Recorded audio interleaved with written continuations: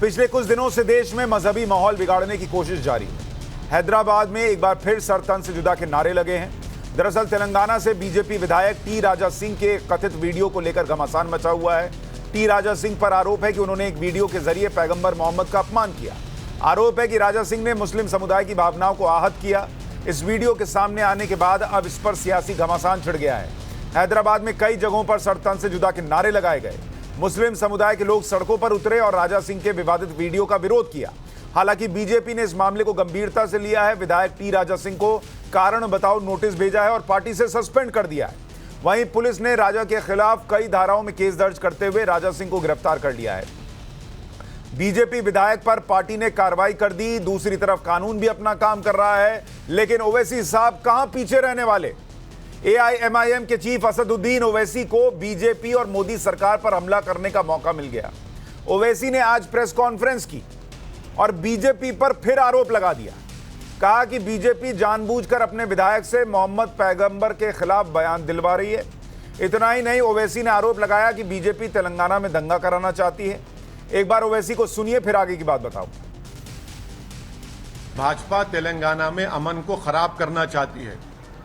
भाजपा हैदराबाद के अमन को खराब करना चाहती है। यहां पर भाजपा कम्युनल राइट कराना चाहती है। यहां पर भाजपा तेलंगाना की तरक्की, हैदराबाद का जो इन्वेस्टमेंट ग्रोथ है उसको रोकना चाहती है और अपनी सियासी रोटी सेकने के लिए वो मुसलमानों को और प्रॉफेट मोहम्मद सल्लल्लाहु अलैहि वसल्लम के बारे में अपने विधायक से इस तरह की गंदगी और बकवास बकवा रहे हैं। इनको रोकना चाहिए। ये देश सबका है और आप इसको खराब करना चाह रहे हैं, हम इसको कंडेम करते हैं। मैं जो नारे लगे मैं उसका कंडेम करता हूं। आपकी लड़ाई, हमारी लड़ाई कानून के दायरे में रहकर होगी। जो नारे लगा रहे हैं मैं उससे मुत्तफिक नहीं हूं, मैं उसको कंडेम करता हूं। ओवैसी एक सांस में कहते हैं सर तन से जुदा के नारे को वो कंडेम करते हैं। वो कहते हैं जो लड़ाई लड़ी जाएगी वो कानून के दायरे में रहकर लड़ी जाएगी, और फिर दूसरी सांस में वो ये कह देते हैं कि बीजेपी जो है वो दंगे कराना चाहती है। भाई, अगर बीजेपी नेता ने कोई गलत बयानी की, उस पर कार्रवाई हो रही है, होनी भी चाहिए, कोई इसका विरोध नहीं करता। लेकिन जब आप कहते हैं कि इसका मतलब दंगे कराना चाहते हैं, तो आप फिर उन दंगे के बारे में सोचने वालों, हिंसा के बारे में सोचने वालों को प्रश्रय दे रहे हैं। ये कह रहे हैं कि जो भी अगर इस तरीके की बात कहेगा पैगंबर मोहम्मद को लेकर तो फिर दंगे होंगे, और दूसरी सांस में कहते हैं कानून के दायरे में होगा। एक बार तय कीजिए, दंगे होंगे या कानून के दायरे में होगा। कानून के दायरे में होगा तो जो टी राजा के साथ हो रहा है वो हो रहा है, गिरफ्तारी हो गई, पार्टी ने सस्पेंड कर दिया। लेकिन दंगे करने की बात करके और फिर दूसरी तरफ कानून की बात। ओवैसी को ऐसा क्यों लगता है कि बीजेपी दंगा कराना चाहती है? क्या ओवैसी राजा सिंह के बयान के बहाने पॉलिटिकल माइलेज लेना चाह रहे हैं? ओवैसी पर एमएनएस चीफ राज ठाकरे ने पलटवार किया और हिंदू देवी देवताओं को अपमान करने का आरोप लगाया। नुपूर शर्मा त्या बोलल्या, त्याला काढून काय टाकलं, माफी काय मागितली सगळ्यांनी, मी बाजू घेतली त्यांची। त्या काय स्वतःच्या मनातलं बोलत नव्हत्या। जे होतं ते तुमचं कोण, नाईक कोण, झाकीर नाईक, त्याचा इंटरव्ह्यू बघा। झाकीर नाईक हा तर मुसलमान आहे। झाकीर नाईकच्या एका इंटरव्ह्यू मध्ये त्यांनी तेच सांगितलंय जे नुपूर शर्मा बोलत होते। झाकीर नाईकच्या बाबतीत काही नाही झालं, त्याच्याबद्दल कोण काय बोललं नाही, त्याला कोणी सांगितलं नाही माफी मागा। त्यांचं बोलणं सुरूच आहे अजूनही।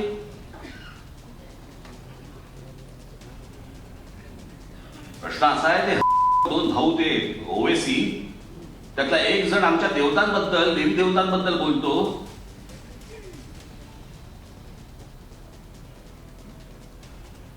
क्या नाम है उनके, गणपति, लक्ष्मी, ये वगैरे वगैरे। शेवट काय बोललाय तो वाक्य? राज ठाकरे वो बयान याद दिला रहे हैं जो इन्हीं असदुद्दीन ओवैसी के भाई अकबरुद्दीन ओवैसी ने दिया था, हिंदू देवी देवताओं का अपमान करते हुए। कि अरे इनके यहाँ तो इतने देवी देवताओं के नाम हैं, क्या क्या नाम होते हैं, कौन अपनी जुबान से नाम लेकर कौन अपनी जुबान खराब करे, इस तरीके की बात है। तब तो ओवैसी सामने नहीं आए कहने कि दंगे कराना चाह रहा है मेरा भाई। कहते ना आकर कि मेरे भाई दंगे कराना चाहता है। अजय आलोक जी, क्या आपको लगता है बीजेपी दंगे कराना चाहती है और इसलिए बीजेपी के नेता जानबूझकर मुस्लिम लोगों की धार्मिक भावनाओं को आहत कर रहे हैं, ऐसे बयान दे रहे हैं जैसा कि ओवैसी का आरोप है?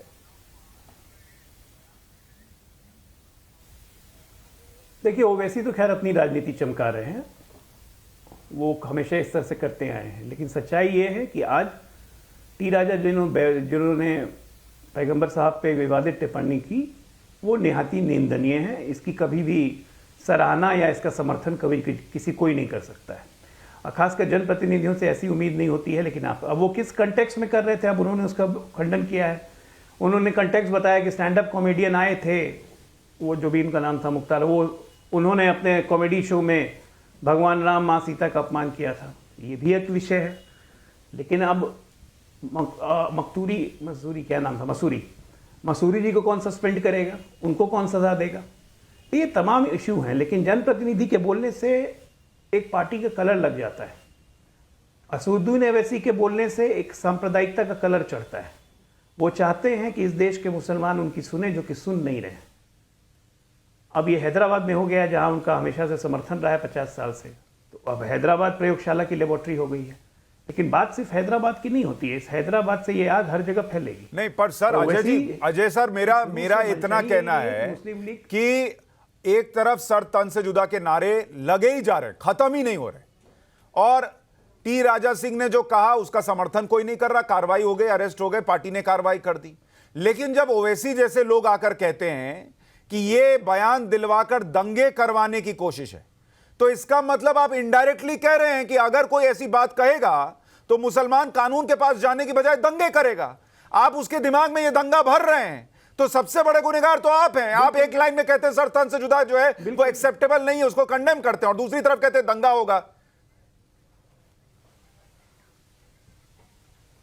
देखिए सुशांत जी, ये बहुत क्लियर कट सोची समझी स्ट्रैटेजी है। ये जानते हैं कि कौम को इंसाइट करेंगे तो इनको फायदा होगा। आप ओवैसी की बात क्यों कर रहे हैं? ओवैसी का काउंटर करने के लिए तुरंत कांग्रेस के एक और नेता भी आ गए। उन्होंने तो खुला घोषणा की कि मैं घोषा महल में कल सुबह घुसूंगा, 24 तारीख तक कार्रवाई नहीं हुई, मैं पूरे घोषाबाग में आग लगा दूंगा, लॉ एंड ऑर्डर टूटेगा तो मेरी जिम्मेदारी नहीं है। यहाँ तो कंपटीशन हो रही है ना, मुस्लिम राजनेताओं में कंपटीशन हो रही है कि भैया मैं मुसलमान का सबसे ज़्यादा चहेता, चाहने वाला, हित देखने वाला कौन है। उसके लिए कुछ भी विस्फोटक बोलें उनको माफ है। और इस देश में ये सच्चाई है कि हमारे भगवानों का अनादर ओवैसी साहब कितने बार कर चुके हैं। आज तक किसी राज्य सरकार ने उन पर केस किया, कार्रवाई हुई? आप उनके भाई ने कहा 100 करोड़ हिंदू, 20 करोड़ मुसलमान, 15 मिनट पुलिस हटा लो। किस तरह से तेलंगाना राज्य ने केस को कंडक्ट किया कि जहां पे सारे विटनेस गायब हो गए, एक आदमी गवाही देने के लिए नहीं आया। अब भाई साहब बाइज्जत बड़ी हो गई। नहीं अजय जी, आप 15 मिनट पुलिस हटा लो वाले बयान की बात कर रहे हैं। अभी उनके भाई का एक पुराना बयान पहले भी बहुत वायरल हुआ है, जिसमें वो हिंदू देवी देवताओं का अपमान कर रहे हैं कि इनमें क्या क्या नाम होते हैं, ये नाम वो नाम, और ऐसे मौके पर मैं नाम लेकर अपनी जुबान खराब नहीं करना चाहता हूं। वैसी तो कभी सामने नहीं आई ये कहने कि मेरा भाई दंगा कराना चाहता है, इसको अरेस्ट कर लो। जबरू अल कादरी साहब, क्या असदुद्दीन ओवैसी मुसलमानों को भड़का रहे हैं? कादरी साहब, क्या ये कहना कि भाई दंगे हो जाएंगे? अरे भाई, जिसने कहा उस पर कार्रवाई हो रही है, फिर दंगे क्यों हो जाएंगे? क्यों मुसलमानों के दिमाग में ये भरो कि तुम जो है वो दंगे कर सकते हो? देखिए, ओवैसी साहब ने जो कहा या जो उनके भाई ने कहा वो एक अलग चीज़ है, और वो भड़का रहे हैं, वो उनका अपना एक सियासी लेवल है, वो एक चीज़ है।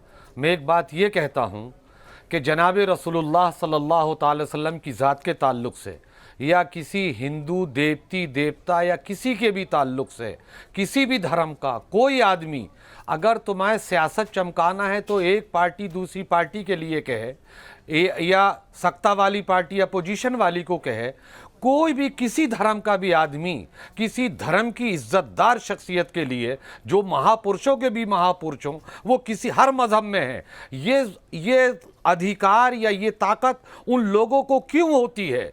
मैं बगैर सियासी बात कह रहा हूँ, ओवैसी साहब हों या दूसरी पार्टी के लोग हों, तीसरी जितनी भी पार्टियां हैं अपने देश या हिंदुस्तान में, हर एक उनका नेता या महानेता इस तरह की जबान रसूलुल्लाह के ताल्लुक से या दूसरे मजहब के देवती देवताओं के ताल्लुक मैं से तो ये कह इस रहा तरह हूं की कि बात किसी क्यों को नहीं होती करना है? चाहिए, लेकिन क्यों अगर होती कर है दिया ये? तो आप कानून के पास जाएंगे ना सर, हाँ, तो कि आप कहेंगे कि दंगे हो जाएंगे। भाई मुझे एक बात मुझे बताइए, टी राजा सिंह ने जो ये बयान दिया, उन पर कार्रवाई हो रही है, एक्शन लिया जा रहा है, गलत बयान दिया, लेकिन उसके पहले जिस आदमी ने, स्टैंड अप कॉमेडियन ने जो बयान दिया, जो उसने स्टैंड अप कॉमेडी के नाम पर भगवान राम और सीता जी के लिए कहा, वो आदमी इतना घटिया बयान दे रहा है। आप सोचिए, वो कह रहा है कि गोधरा में जो ट्रेन में कार सेवक जल गए, उसके लिए वो कह रहा है कि मैं देख रहा था टीवी पर तो मुझे लगा कि अरे ये तो द बर्निंग ट्रेन फिल्म आ रही है। ये गलत। और उस आदमी पर बोलने पर, उस आदमी के ये बोलने पर किसी ने तो ये नहीं कहा कि हिंदू दंगे कर देंगे।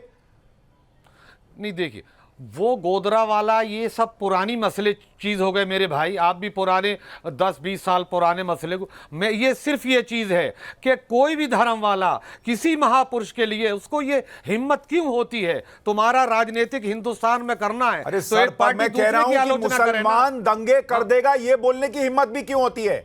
तो ये इस ताल्लुक से अगर इस तरीके से अभी देखिए नुपुर शर्मा का हुआ, डी राजा का हुआ, कार्रवाई होगी क्या होगी, लेकिन इस तरीके से क्या एक मामूली शख्सियत है जिसको जो चाहे जनाब रसूलुल्लाह सल्लल्लाहु अलैहि वसल्लम अरे पर लेकिन नुपुर शर्मा वाले मामले में भी, जैसे इस मामले में वो स्टैंड अप कॉमेडियन गायब हो गया सीन से, नुपुर शर्मा वाले मामले में भी एक भाई बैठकर कह रहे थे, शिवलिंग का मजाक उड़ा रहे थे, उसको भी गायब कर दिया गया। और दूसरे उसमें जो हिंदुओं को हिंदू आहत हुआ उसका तो जिक्र नहीं हुआ। सुबुई खान, मुझे ये बताइए, असदुद्दीन ओवैसी अगर कह रहे हैं कि दंगे हो जाएंगे, उनको ये कॉन्फिडेंस कैसे आ रहा है कि मुसलमान इस पर दंगा कर देगा?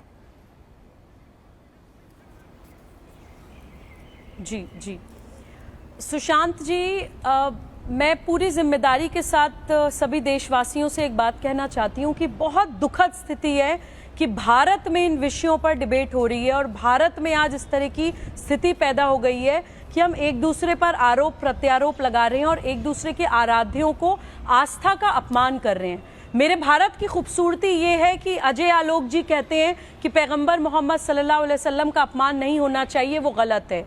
मेरे भारत की खूबसूरती ये है कि सुबुई खान ये बोले कि श्री राम का, श्री कृष्ण का, भाग्य लक्ष्मी का अपमान करने वाला हर व्यक्ति, चाहे वो कितनी भी ऊंची पोजीशन पे हो, वो गलत है, वो निंदनीय है और उसको कानून के हिसाब से सजा मिलनी चाहिए। ये भारत है। लेकिन आज ये क्या हो रहा है? देखिए, ये केवल और केवल, जैसे अजय जी ने बहुत खूबसूरती से कहा कि जनप्रतिनिधियों की एक जिम्मेदारी होती है। सुशांत जी, साइकोलॉजिकली, मनोवैज्ञानिक तौर पे अगर हम समझें तो भीड़ की कोई अपनी मानसिकता नहीं होती है, भीड़ अपने लीडर की मानसिकता से चलती है।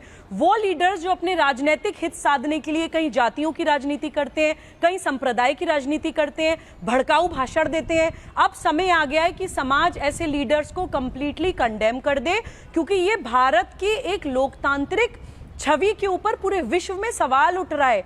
भाई से भाई लड़ रहा है, भाषाओं में, जातियों में, क्षेत्र में, संप्रदाय में हम बट रहे हैं, एक दूसरे की रिलीजियस फीलिंग्स का हम अपमान कर रहे हैं। कृपया ये ना करें और अपने घर को साफ करने की जिम्मेदारी इंसान की खुद होती है। कादरी साहब को मैं एक बात कहना चाहती हूँ, बहुत अच्छी बात है आपने कहा कि सभी रिलीजन के लोगों का सम्मान होनी चाहिए, लेकिन कादरी साहब ये भी सच है कि भारत में इस्लामिक स्टेट की एक वैचारिक अनुकूलता चलती है। ये भी सच है कि इस्लाम के नाम पर अपराधों को भी छुपाने की कोशिश करी जाती है।